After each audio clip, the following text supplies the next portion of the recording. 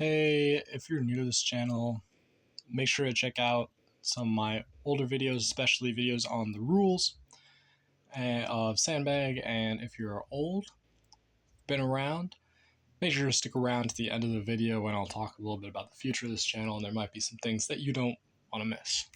Now, let's get right into it. There are going to be a few cards that are new, have not been revealed before, so keep an eye out for those.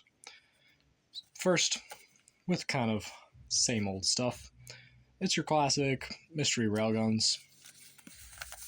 3 of them, and then 3 forbidden apples.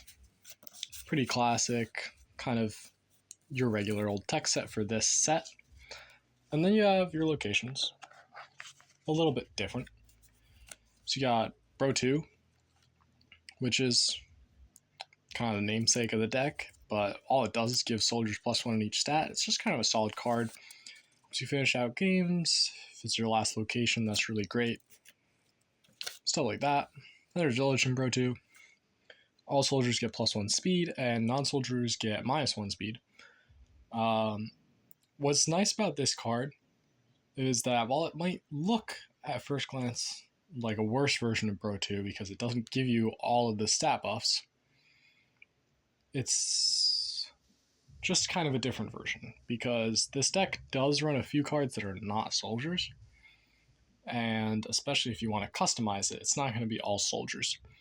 So having a card that has some sort of interaction with just your opponent's non-soldiers, if you want to play a defensive non-soldier, this can help you with that. And then we had the Underground Network. Didn't print great. And on untap it's not great either, but basically what it does at the start and end of each turn, you can reveal the top 3 cards of your deck, play a creature from among them, and you can put the rest into the discard pile. So start and end of the turn basically means every single turn. Both players are going to do this, but that helps you with just kind of the order of who does what first. But yeah, this is a crazy card. Definitely causes some chaos because it's just like discard pile getting built up, resources, free creatures being played. Definitely with this, you have to be sure that like when you play this deck out that you're aware of what creatures are going to be playable if you get this. But really what's great about this is that it synergizes really well with the Sandbag set, which is what we're going to talk about next. Because none of your opponent's sandbags are going to activate when they're put into the discard pile, but you, unless they're playing some specific deck, but you are going to be running 3 regular variant sandbags. They have an effect from the discard pile, which is what makes them great for this deck. Of course, you're running them in every deck just for consistency, but this is great. You only really need 3 because this deck is not like super heavy on sandbag usage. So you can discard a non-sandbag, add it from your discard pile to your hand. It's classic. Then you're running a grand total of 5 Sandbag BROTTWO 2 variants, which allows you to buff up creatures basically whenever you need. And so you're going to do a lot to just try to get all these in your discard pile so that you can buff up your creatures and like swing hard, finish out games when you need to, take out strong creatures when you need to, or just get a huge defensive body on the game to just serve as a boss because you don't have insanely high power creatures. But when you buff up some of your creatures, it can be very impressive.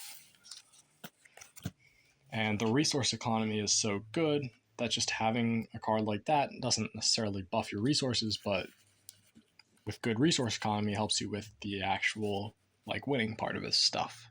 So you have 3 Sandbag BROTTWO variants, which are a little bit different. It gives you a little bit of defensive value. If you don't have like an out to something, this gives you a way to just like stall. And when you have a creature that you really want to preserve, this is one of the only ways in the game that you can actually protect a creature from attacks. So great card. really. Then let's take a look at the cards that give you resource buffs. There's actually a good deal of them, but they all are a little bit different. They're not all super direct. So first of all, we've got 3 Traveler from BROTTWO. This is just going to let you draw a card at the end of each of your turns. Soldier 1/1/1. It's just kind of a good deal advantage engine. Then we have 3 Yami-Gotoken Cats. This is one of those new cards. So at the end of your turn, if your hand is empty, it lets you search your deck for 2 more Yami-Gotoken Cats and add them to your hand. I have been, testing this deck a little bit. Personally, I think this deck is one of the most fun decks. Definitely one of my favorites for Sandbag right now. Definitely this card I think you could theoretically sub out. Sure, it's great hand advantage, just get a +2 to your hand, and then with a bunch of effects they're going to discard cards. It doesn't really matter that they're low quality. But the issue that I have with this card is just oftentimes getting your hand empty can be really hard. So that's my issue with it, and then you end up having already drawn a lot of these by the time you get it. But when you pull it off, this is just insane advantage. And it works really well in some other decks as well. Then you got a card that's pretty impressive. Stand in Blinding Bot. When you're attached, you remove it and 5 other creatures from your discard pile, taking no damage from the attack. It's Machine 1/1/1. This is just like such a good deal because it's kind of free advantage. Even if you don't end up using it, it's just kind of a tool that you have in your discard pile, and it's not that hard to really just get this into your discard pile. Especially in this deck. This deck is all built around getting whatever you want in your discard pile, so definitely a really strong card, and just gives the deck much more defensive value and consistency, so that you always have a way of using your discard pile if you have anything that would otherwise seem kind of useless.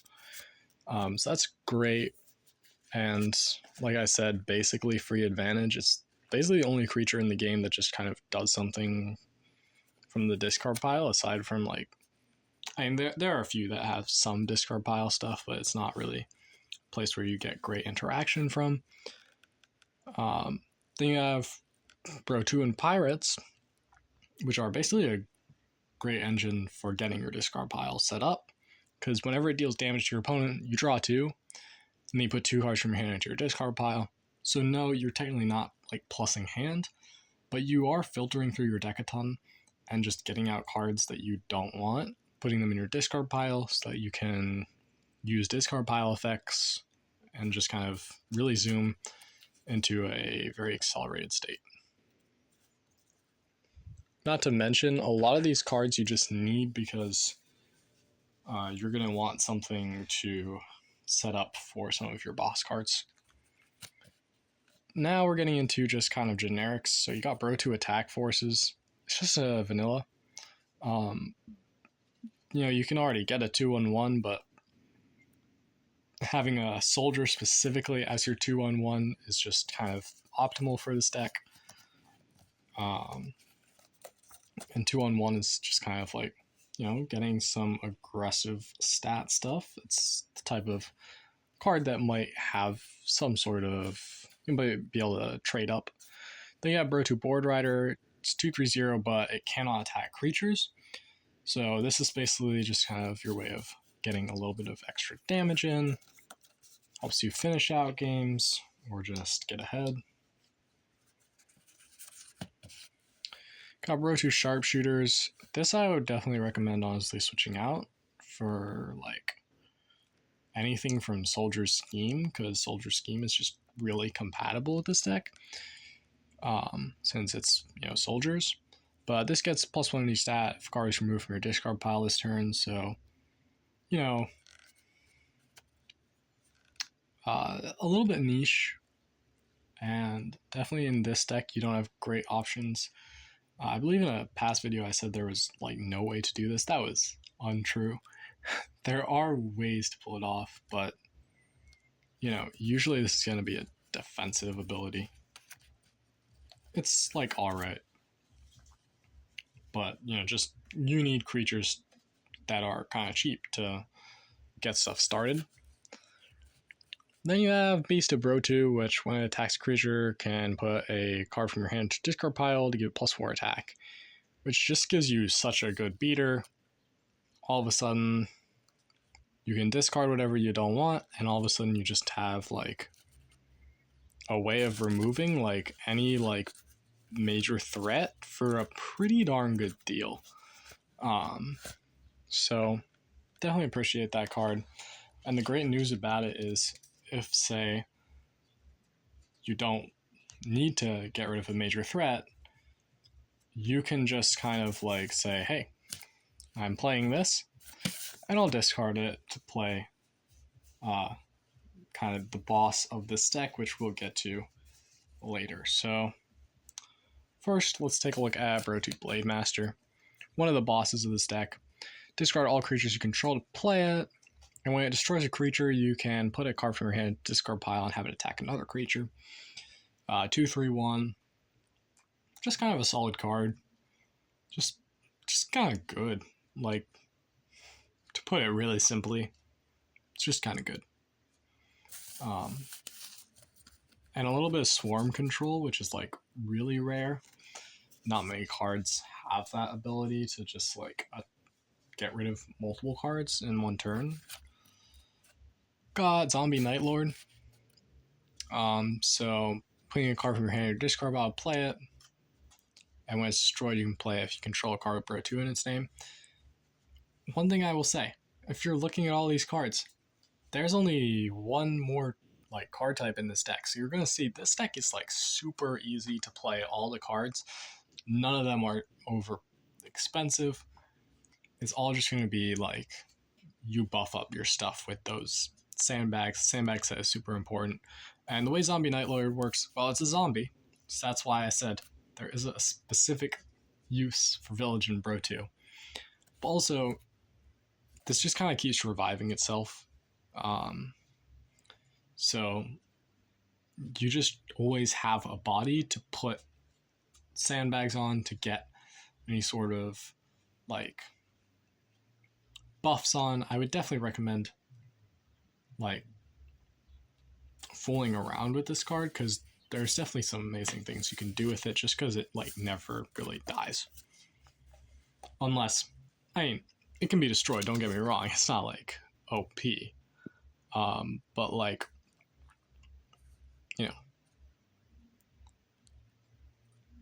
it's pretty solid.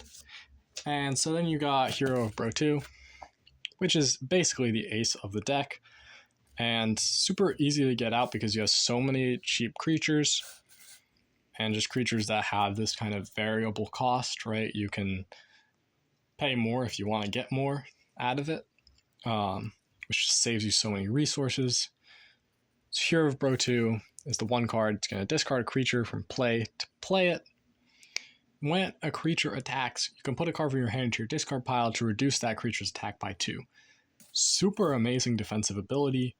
I recommend you like get a BROTTWO sandbag on it, make it a 4/3/3. All of a sudden, really good stat block. And whenever your opponent attacks, you can just kind of block it by like discarding cards. So once you have a big hand, this is going to be huge. And if you can get 2 of these on the board, then you can like discard whatever you need to just make stuff really hard for your opponent.